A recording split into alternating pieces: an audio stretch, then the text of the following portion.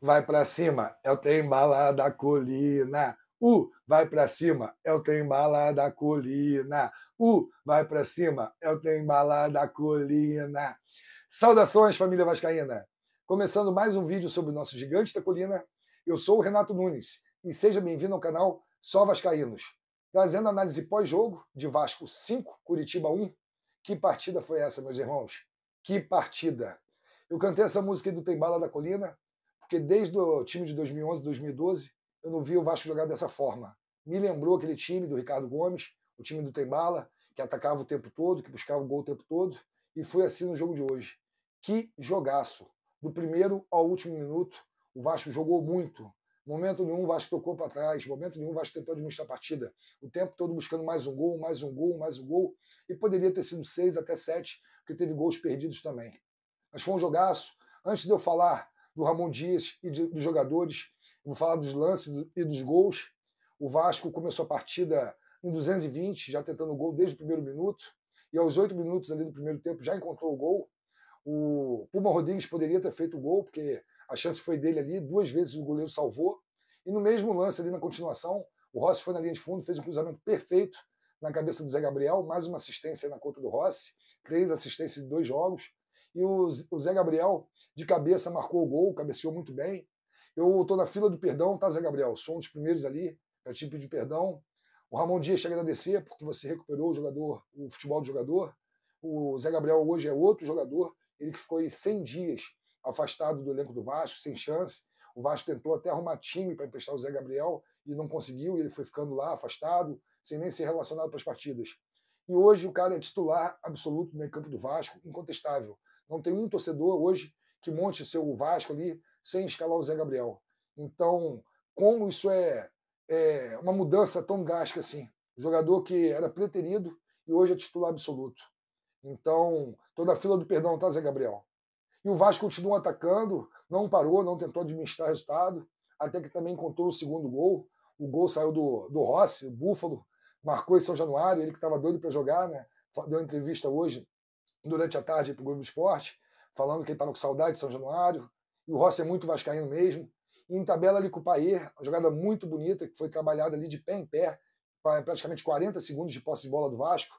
O Paier fez assistência, dentro da pequena área ali, o Paier cruzou para o lado, e o Rossi chegou completando, Vasco 2-0, e quem pensava que o Vasco ia tentar administrar o resultado, que nada, o Vasco continuou jogando, tentando. O Curitiba, no final do primeiro tempo ali, que foi ter uma chance de gol, que o Léo Jardim fez a defesa, numa falta ali próxima da área, o Medel até ficou atrás da barreira, mas o Léo conseguiu encaixar, e o primeiro tempo terminou 2-0 Vasco. Isso também deu muita confiança para o time voltar bem para o segundo tempo.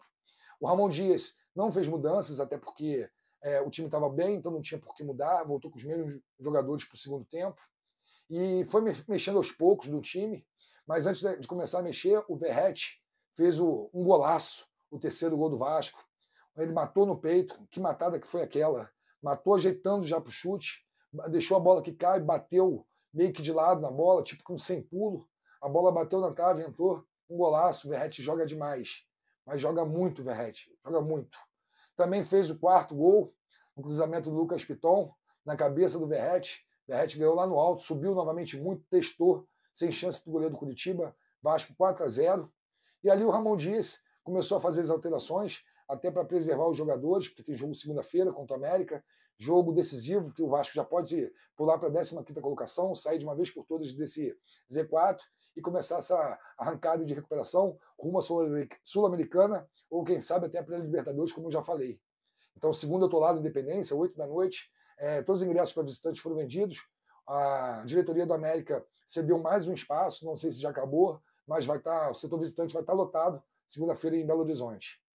Aí o Ramon Dias começou a fazer as mudanças, o time não caiu a qualidade, ou seja, o Vasco agora tem elenco, ele fez 5 mudanças do meio campo para frente, só manteve os defensores, todo mundo do meio campo saiu, do ataque saiu, entrou Sebastião Ferreira no lugar do Verratti, Sebastião Brigador, tentou, participou muito do jogo, foi bem também, entrou Orediano, que já tinha um bom tempo que não entrava, entrou também no jogo, Marlon Gomes, entrou junto com o Peck, eles são ali o 12º e 13º jogadores hoje do Ramon Dias. O Peck e o Marlon entram em todos os jogos.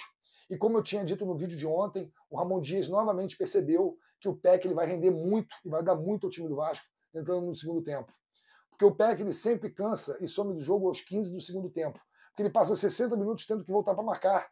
Agora ele entrando no segundo tempo, ali aos 15, igual o Ramon Dias tem feito, o Peck entra, porra, a 1000 por hora. Não tem um defensor do Campeonato Brasileiro que vai conseguir ganhar na corrida do Peck. O Peck entrando no segundo tempo. Ele joga na frente, deu tapa, já era, não vai alcançar. Então o Peck hoje deixou mais um gol, 3 gols em 2 jogos, sua fase artilheira do Gabriel Peck. E o Ramon Dias extraindo o melhor de cada jogador. O Marlon Gomes também, que no período do Maurício Barbieri estava jogando nada pelo Vasco, foi para a seleção. Na seleção ele até jogou bem, mas no Vasco era irreconhecível. Parecia até que o Marlon Gomes queria sair do Vasco. Era um jogador que não dava para dizer o jogador que tinha surgido ano passado, e o Marlon Gomes no primeiro turno, mas voltou a jogar muita bola com o Ramon Dias. Ou seja, é o maquinista do Tem Bala da Colina, é o Ramon Dias. Ele consegue extrair de cada jogador o melhor, trouxe para os jogadores que estavam sem confiança a confiança, caso do Zé Gabriel, caso do Robson Bambu, caso do Maicon. O Vasco agora, em todas as posições, tem um jogador que vai entrar e não vai comprometer, que vai manter ali o mesmo nível do titular. O Jair hoje entrou no lugar do Praxedes e manteve a qualidade. O Vasco continuou jogando muito melhor, mesmo com 5 mudanças. Quando que a gente imaginava o Vasco fazendo 5 alterações e a qualidade do time não cair? E hoje não caiu. Não caiu. Saiu o Paê, saiu todo mundo e o Vasco continuou jogando melhor do que o Curitiba. E continuou marcando gols e indo para cima. Ou seja, o Vasco tem tudo agora para engrenar no campeonato, para fazer uma arrancada sensacional, histórica, fazer uma campanha e um retorno de campeão. Se não fosse o resultado que o Vasco foi garfado contra o Palmeiras, o Vasco já estaria num jogo aí, 8 jogos de invencibilidade, se não tivesse sido a derrota para o Palmeiras.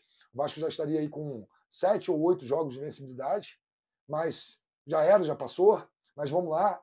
Então, o Vasco, não sendo prejudicado pela arbitragem, jogando justo, não vai jogar de igual para igual com todo mundo, vai competir com todo mundo. E eu vou ser sincero, eu não estou com medo de nenhum adversário mais no campeonato.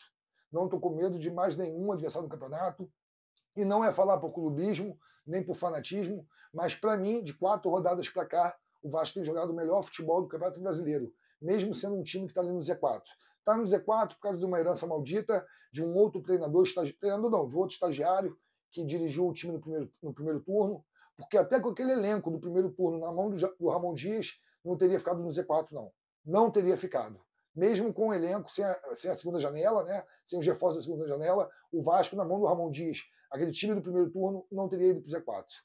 Mas, águas passadas, agora aí buscar, como eu já disse, a Sul-Americana, quem sabe até a pré-Libertadores. Vai anotando aí. No jogo de ontem no vídeo de ontem eu falei Vasco 3-0, 2 do Verratti.